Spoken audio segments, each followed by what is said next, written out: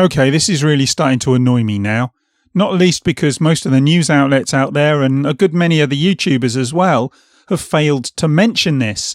And what I'm talking about is PlayStation Plus and some of the problems it has. And some of the problems it has that it seems to have carried over from PlayStation Now. Now, I made a video the other day talking about how to transfer saves between installed games and streamed games. And in the course of making that video, it turned out that it was an absolute nightmare. But also in the course of that video and subsequently, I found out that things are a lot worse than I initially thought. And as I say, I'm going to talk about that today. Now, the first thing I want to talk about is game installs. And what happens if you've already got a game installed onto your PlayStation 4 or PlayStation 5, and then you want to play it from PlayStation Plus. And there are obvious reasons why you might want to do that. Now, for instance, you've installed the game from a disc, but you've got the disc in your office like I have, and you want to play in the lounge. Why would you want to get up and get the disc when it's now available on PlayStation Plus? So what do you do? You're like, oh, well, I've got the game on PlayStation Plus now. I'll just go and play it. So Spider-Man Miles Morales. There you go. There's the game. Let's go and play it. To play this game, insert the disc. After inserting the disc, you'll be returned to the home screen. So I'm thinking, okay, it's just a minor glitch. I can probably play it from within PlayStation Plus. So let's do that. Let's go across to Spider-Man Miles Morales. And let's do a search for that. Spider-Man. For some reason, it doesn't come up straight away. There you go. It's there now. Spider-Man Miles Morales. So we've got it there. And you can see there it says download. Not play, download. So can we stream it? No, you can't stream it. And I'll get to why you can't stream it in a minute.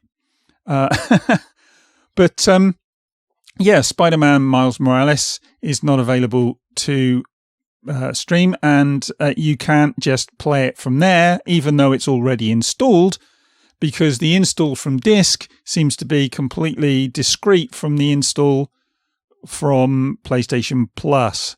So rather than just going in and playing the game, you're now going to have to download it again and wait for that to do. Now, it's a minor issue, but it's a pain in the arse. And if I'm being honest, Microsoft doesn't work like this. If you've got the game installed from a disc and then it comes available on Game Pass, you can just play it.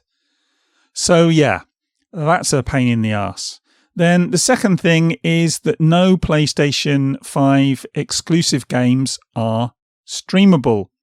Now, I can go in and I can show you what I mean. If we go into no, let me see. PlayStation Plus exclusive games. What have we got? We've got Demon Souls. So, Demon Souls here. We got the game. We can, play it, load it up and play it from there. Let's just go home. But if I go and look at Demon Souls in PlayStation Plus, let's just do Demon Souls from there. Do a search again. Bloody interface I do not like. Should come up. No, I have to put an M in as well for it to come up, presumably. Yeah, Demon Souls, there we go. So, Demon Souls, you can play the game, obviously, because it's installed from PlayStation Plus, not a disc. And there's that. But, as I say, it's not streamable, and that would be the case for Demon Souls, Destruction All-Stars, Returnal, Deathloop as well, which is a third-party game, but that's PlayStation 5 only. Obviously, it will be eventually available on the Xbox, but for now it's not. That's a PlayStation 5 exclusive, so that hasn't got the option to stream either. Now, as far as I'm concerned, there's no reason why these games, Demon Souls, Destruction All-Stars, Returnal, Deathloop, can't be streamed, other than maybe Sony haven't updated the infrastructure and are still running the streaming service from PlayStation 4 hardware, even though this is supposed to be a new service for the PlayStation 5. So that's annoying me now as well, because it means that the games aren't available on PC. They're not available on PS4 if you want to stream them from there. You're paying for the service. Why shouldn't you not be able to access these games? So yeah, that's the second one. And then it starts to get really hairy, because games with PlayStation 4 and PlayStation 5 versions only get the PlayStation 4 version to stream.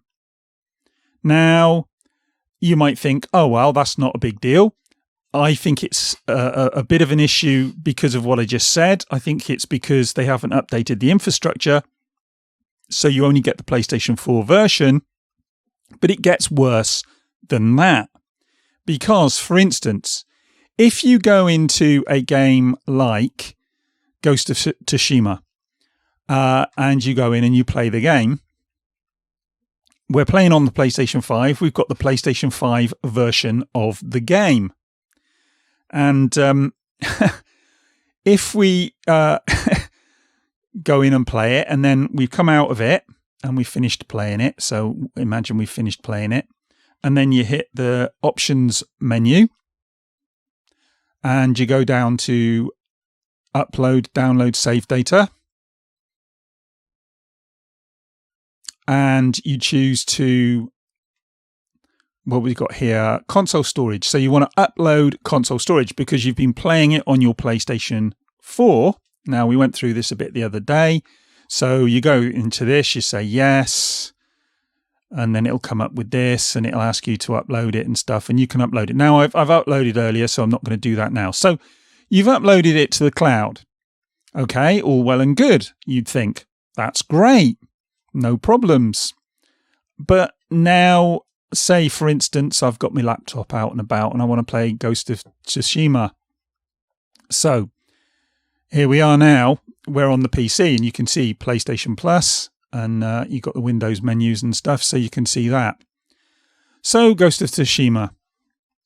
Let's go and load up that game and start the game. And there we are.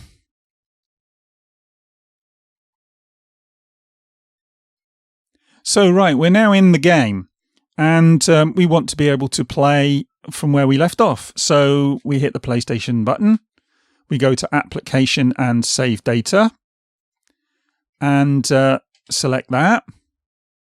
And it says the following application will close.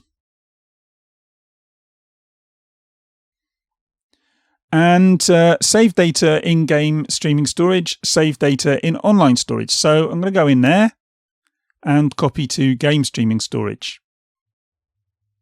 Because, you know, that's coming from the version that we've just played. Now, we want Ghost of Tsushima. And we go down and we're looking for Ghost of Tsushima. And I can't find the save. And the reason I can't find the save is because it's a PlayStation 5 save. And I don't know if you're ahead of me on this, but what that basically means is that you can't actually copy the save across from PlayStation 5 to streaming. Or if you're playing it on, if it's a cross-platform game, so it's on, or cross-generational game, if it's on PlayStation 4 and PlayStation 5, if you then want to play it on the PlayStation 4, you can't copy the save back from PlayStation 5 to PlayStation 4 either. So you're kind of stuck playing it on the PlayStation 5. And if you want to play it on the PlayStation 4 or you want to play it on a streaming laptop or on your PC in your office or whatever, you're going to have to start again, which kind of defeats the object. What's the point? I will say it again. On Xbox, this is seamless. You play on the Xbox in your lounge, and then you go and you log on to your kid's Xbox upstairs, or you come into the PC and you log on to your account on your Xbox account on the PC, and you load up the game and you just carry on playing. you can't do it, because if you play the PlayStation 5 version first, you are stuck. And it drives me insane. Again, this seems to be because Sony haven't updated their infrastructure. It means that whenever you aren't playing on the PlayStation 5, you are stuck with the PlayStation 4 version of the save. And I actually made up a table showing some of the... Now, this table's a bit all over the place, but you can see some of the things here. We've got games that are available on PlayStation 4 and PlayStation 5. PlayStation 5 exclusives are only available on the PlayStation 5. There's no streaming option. You can't do the saves. But it gets really complicated. Spider-Man Miles Morales is different to Ghost of Tsushima, which is different to Death Stranding. And then you've got the third-party games. And pause this and have a look. I mean, and this is not an exhaustive list of all the games. There's hundreds of games available. And this is just going to be more and more confusing the more games you play, because they're all going to be different. And as I say, I don't think that you can be releasing a new, in inverted commas, service and talking about it being an uprated service or whatever, and it basically being the same as what you had before with a few more games thrown in. What, to distract people and make them think it's new? Because I'm telling you now, it's not a new service. Yes, there are new games, but it's not a new service. And look, these things, if they wanted it to be a brand new service, these things should have all been addressed before launching the service. And, you know, the more I look at it, the more it looks like it's just a rebranding. This is no new service. This is PlayStation Now dressed up in new clothes. And they've bunged us a few games, a lot of games, if I'm being honest, to placate us somewhat. It's got all the same problems of PlayStation Now, even down to the utterly useless PC interface, which I talked about the other day.